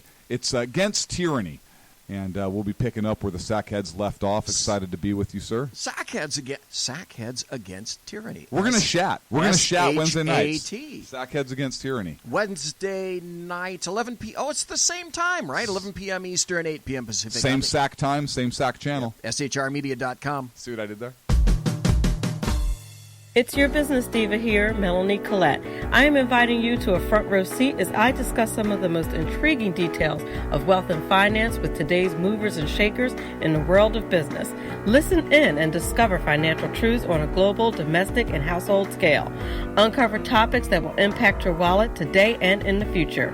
Money Talk with Melanie airs Monday through Friday, 5 p.m. East, 2 p.m. West, right here on SHR Media and High Plains Pundit Talk Radio. You can't afford to miss it.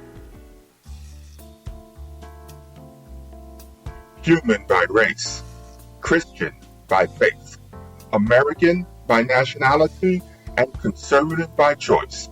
Reverend Ralph J. Chittum Sr. is the right guy on SHR Media from 8:05 to 9 p.m. Monday through Friday.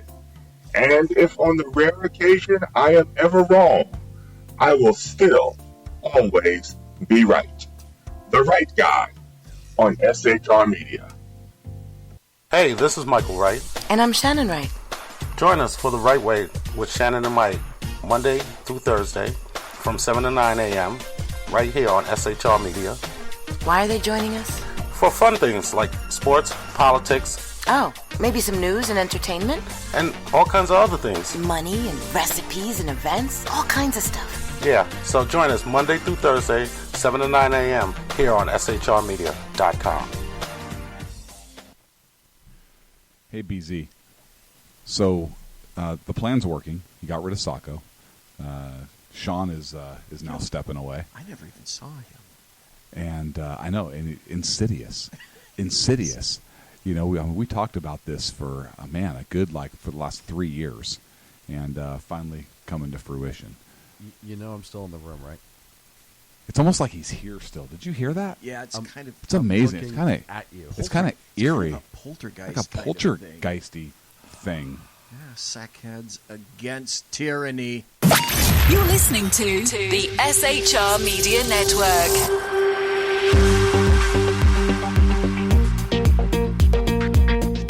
You are, in fact, listening to the Bloviating Zeppelin. That's me. On the SHR Media Network, live and direct from the SHR Media Studios, the sumptuous, palatial SHR Media Network Studios, 2 miles from the locus of evil on the entire planet, I should submit. I told you a little bit, and I weighed in quite kindly on David Hogg before the break, and told you that he was Fortune magazine's wonderful liberator of the year. Yeah, I'm sure. And now we had an incident that occurred recently in Toronto. Oddly enough, during a G7 conference. I can't imagine the linkage with that, what that would possibly be. So if there's linkage at all, I'm just throwing it out there into the ozone. But what this has done so far is to continue to prove that BZ's terror authority announcement axiom is still correct. And it goes like this. The longer it takes for law enforcement or authorities to announce that a clear terror event is linked to Islam, the more likely it is that Islam is involved. So, with that van attack in Toronto yesterday during the G7 summit, Toronto cops happened to nab the suspected driver who plowed into a group of people on a crowded city street, and that was yesterday afternoon, leaving 10 people dead, 25 people injured, Deputy Police Chief Peter Yen said. They confirmed the arrest of the suspect, which came about minutes after news of the incident broke. That van was involved in multiple pedestrians struck in the Yonge and Finch areas of Toronto, and he's been located and the driver arrested. The funny thing about that was I went into Google Maps to look around in that general area, and it appears to be very Asian in nature. Now, how far it is from the G7 summit area, I'm not quite sure. And like I said, I'm convinced that it was mere coinkydink that the G7 conference was in the area. There was a witness who said the driver was definitely in control of what he was doing. He knew what he was doing. Alex Shaker, who witnessed the incident, said the van was speeding down the street before it mounted the curb and plowed into people. He started going into the sidewalk and crumbling down people one by one. He just destroyed so many people's lives, every single thing that got in his way. However, it's very interesting because I'm on Twitter and I look at Twitter most of the time. There's an individual named Tarek Fatah who happened to write on Twitter. The Toronto rented van that was driven by a wide-eyed, angry man identified by a witness as a Middle Eastern man who intentionally ran over pedestrians on the sidewalk, plowing through people with a stroller flying through the air. And then I happened to locate this video. Now, let me see if I can get this to play, because trying to embed video out of Twitter can sometimes be a little bit difficult. Here's a journalista interviewing a witness to the incident. Let's see if we can get it to play. Pretty please. We're getting a circle. That's the problem with Twitter embedding things. I might have to refresh you. Okay. Let's see if I do that. Let's see if I can refresh this. And let's see if you'll play for me after refreshing. You may or may not. Here's an interesting thing I've also noticed about Twitter and about YouTube. And it happened to one of my posts 2 days ago. A video that I used from YouTube to prove one of the points that I made in a Representative Caster's grilling of Mark Zuckerberg, where she told him, "Don't bullshit me." And I went on I created a post about that. That specific video is now, amazingly enough, gone. Apparently that one's not going to play. Let me see if the second one down here. Now, if I can get this one to play, this is the Toronto mayor. Why would the Toronto mayor talk about being inclusive, accepting, understanding, and considerate? Why would he say that in a press meeting directly following an attack like this? And I have to ask why. Unless he's attempting to prepare people for some other kind of information or some other kind of shoe dropping. Okay, and I'm getting the round circle of death from this one as well. And I always, these days, because social media demands that I wonder, that the links that people attempt to use out of Twitter or other social media become magically corrupted. I'm going to try this one more time to see if I can refresh this entire area, which is why I enjoy getting my stuff from YouTube a lot more than I do from Twitter, although I find that Twitter sometimes has some stuff that YouTube doesn't. I'm going to give Arda Zakarian another chance here to play, because I have the volume up, and let's see if Arda is going to play. Go ahead, Arda.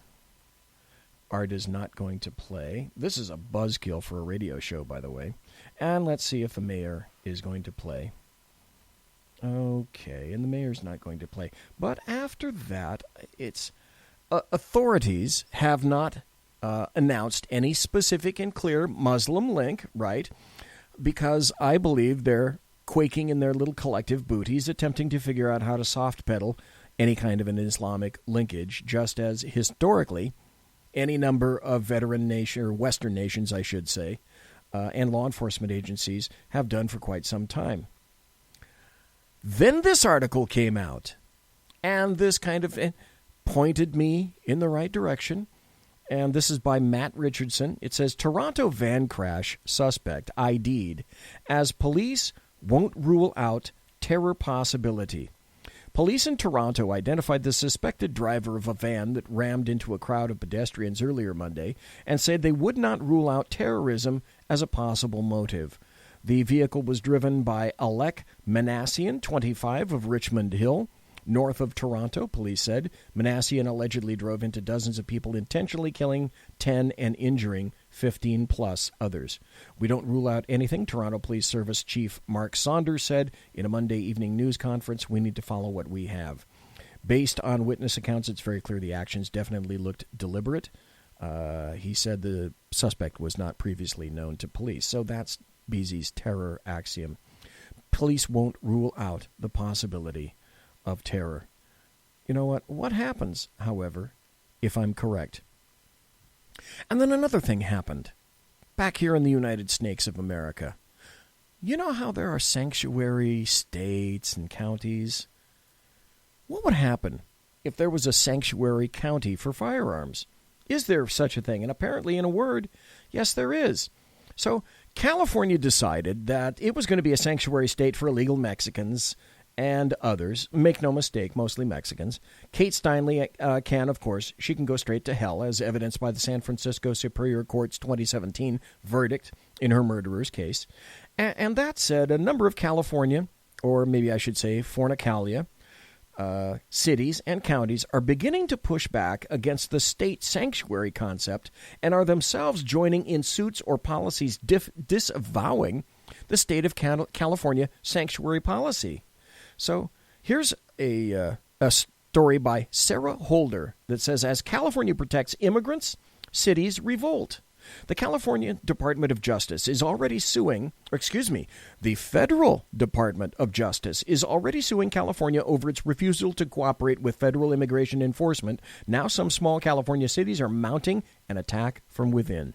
The federal government's attack on California sanctuary state laws is growing angry grassroots heads after California moved to prevent state and local law enforcement from cooperating with federal immigration officials in October. Governor Jerry Brown and Attorney General Xavier Becerra were met with swift retaliation from Attorney General Jeff Sessions, who sued them and the state, alleging that 3 of the state's new laws, including Senate Bill 54, overstepped their rights as a state and violated the U.S. Constitution's Supremacy Clause. It's the same argument the Department of Justice makes in another suit it filed against California this week over jurisdiction in sales of federal land. But while California officials wait their days in court, a new resistance is being mounted from within. In March, the small city, and it is a teeny little winky city, of Los Alamitos was the first to announce that they would put their commitment to federal law over state regulations, drafting an ordinance that would let them opt out of state-level sanctuary laws. Emboldened, other cities in Orange and San Diego counties are drafting exceptions ordinances of their own. They're the conservative mirror to the wave of liberal sanctuary cities like West Palm Beach, Florida, and Dallas County, Texas, that have pushed back against the conservative home state's strict immigration enforcement. If you owned or own a business in California, whom do you obey? You're conflicted between state and federal laws. And businesses in California should never, ever have been put in that position. It was and is the state of California deciding which laws to obey and which to ignore, and California simply declared itself a sanctuary state. So, on the heels of decisions like these comes a county in Illinois, of all places, making a declaration almost as monumental and equally abhorrent in the eyes of leftists, Democrats, and the American media maggots. This is from thedailycaller.com. County declares sanctuary status for Second Amendment supporters, and outrage ensues. An Illinois county recently declared sanctuary status for gun owners. The Effingham County, Illinois Board passed a resolution this week protecting their county from any laws from the state's capital that might abridge the Second Amendment. Of sanctuary cities for illegal immigrants, and now one Illinois county is declaring itself a sanctuary for gun owners. And they're joining a growing number of gun owners across the country who are fighting to protect their Second Amendment rights. Joining me now is Effingham County Board Member David Campbell and Effingham County State Attorney Brian Kibler. Thank you both for joining us this morning. We appreciate it. Good morning, Heather. Good morning, Heather. So you put this resolution By the way, this is good old American creativity. I like this. Together, the two of you. David, I'll start with you. Why did you decide to do this to begin with? Basically, this came about, we've been seeing an increasing number of House and Senate bills coming through attacking our Second Amendment. And I go to a lot of the NRA banquets and things in my hometown and talk to a lot of my constituents. Ooh, stop. He's an evil NRA member. And decided to take a stand. We're tired of seeing all these new House bills coming through attacking our Second Amendment rights. And decided that it's time for someone to take a hard stand. And that's kind of how we started looking at this. And I started doing some research on resolutions and saw that Iroquois County had done a similar a resolution that I wanted to kind of start ours after. Right. And took some bullet points from that and then started forming our own. And I talked to our state's attorney, Brian, and we started putting in some of our own language and came up with our Effingham County resolution. Yeah, Brian, I want to ask you about that. The county board, Monday, they passed this resolution 8-1, and it basically directs employees not to enforce new Illinois laws that would, and this is a quote, unconstitutionally restrict the Second Amendment. Now, is this symbolic, or what type of action do you believe could be taken as a result? Well, Heather, it's mostly symbolic. Obviously, if a state law violates the Second Amendment federal Constitution, law enforcement is not going to be able to enforce it anyway. But when Dave and I were drafting it, we thought, well, how could we really get the point across that this is becoming a major concern to our constituents, that our Second... By the way, this is what they wrote.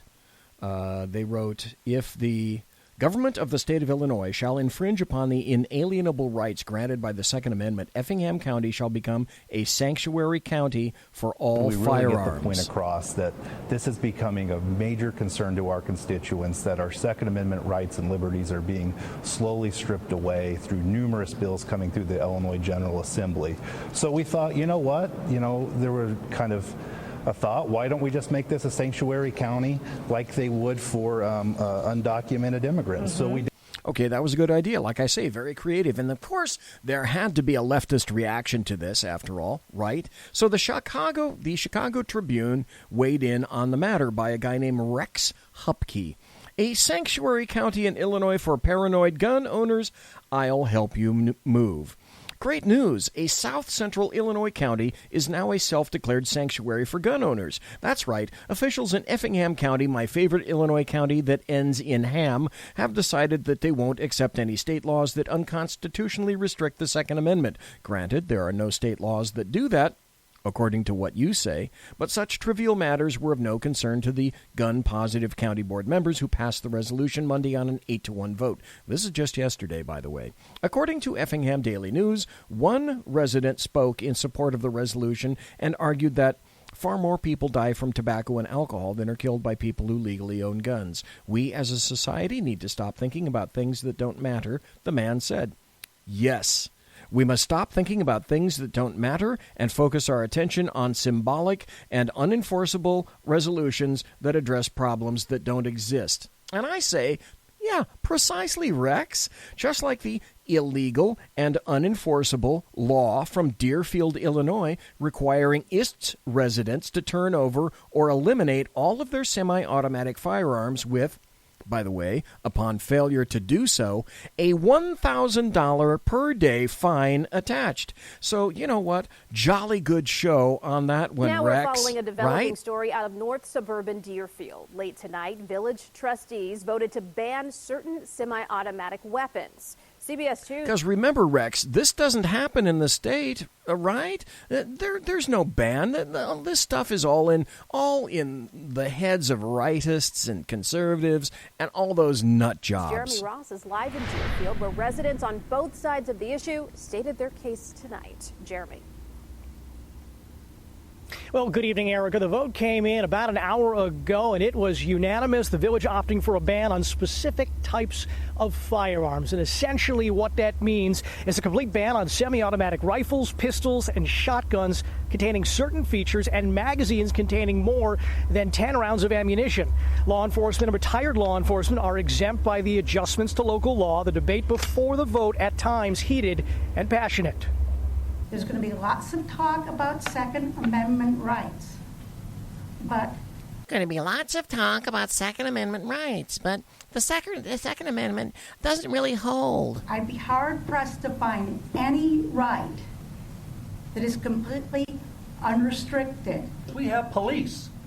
Yeah, they had them in Florida, too. Imagine how those teachers and those kids felt as they look out that window at that cop hiding behind that tree. I bet they wish they had a gun versus a phone in their hands. And isn't that odd? Europe now is wondering, maybe our own version of the Second Amendment is starting to become a bit more timely. And the law is very similar to the one that is currently in place in Highland Park. The ban goes into effect June 13th, and after that, those with the noted firearms could... By the way, this is the good part. Be fined up to $1,000 per day that they possess those noted firearms. By the way, what noted firearms? Well, let's see. If it's semi-auto and it's black and it's creepy looking and it's scary and it might have appurtenances attached to it, well, we can't have scary appurtenances attached to firearms in abrogation of the Second Amendment. So the idea of a sanctuary city or a county for gun owners is bubbled up in other states, and it's a not-so-subtle repurposing of the term sanctuary city. So imagine that. So Rex keeps saying that putting compassion for human beings on par with passion for guns is a sweet way to trigger the libs, and that's pretty much the coin of the realm in U.S. counties that think gun owners need sanctuary. Right, because our gun rights aren't diminishing at all. WFLD, Channel 32 in Chicago, quoted Effingham County State Attorney Brian Kibler saying, "If you can be a sanctuary county for undocumented immigrants, why can't you be one for firearms?" You tell him, Brian. And I say to Rex, you tell him, Rex, because you are so much smarter than anyone else, and you're possessive of so much more insight than anyone else. Sanctimony be damned. Do I hear a little whining going on in there, Rex? Perhaps, do you need maybe some Swiss Gruyere with that? And Rexy baby, I seem to hear something. Maybe I hear a state calling for you. Is it California? Is it California saying, Rex, come to California, Rex?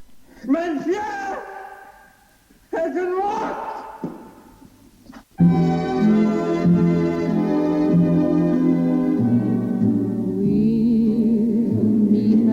Ladies and gentlemen, boys and girls, children of all ages, thanks for listening to the Bloviating Zeppelin's Berserk Bobcat Saloon radio show right here live and direct on the SHR Media Network, shrmedia.com. If you want to contact me, you'll find me on Twitter at bzep, at my blog at bloviatingzeppelin.net. My original music at the first of the show is by Possessed Tranquility. You can find them at reverbnation.com. Promotional considering by the Lockheed Martin Skunk Works, by the Boeing Company, if it ain't Boeing, I ain't going, and of course by Pratt & Whitney Engines Thrust. You can trust. Thanks to my personal KC-135 Kettle One refueling team with whom I will be consorting in less than an hour. And thank you. First, thank Alan Thomas. Thanks to Alan Thomas for being here tonight and weighing in on Art Bell and all things paranormal. Thanks to you for listening live. Thanks to you for being in chat. Thanks to you for listening in podcast. I think that's where most of my hits come from. So, God bless, take care, be safe. Sackheads Against Tyranny tomorrow night, right here, shrmedia.com. Take care.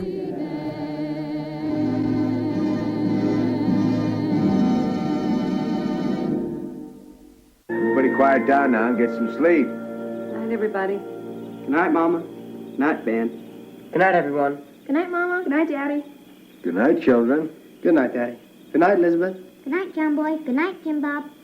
Good night, Jim Bob. Good night, Jim Bob. What's going on? I was asleep. What's everybody doing? Good night, Jim Bob. Go to sleep.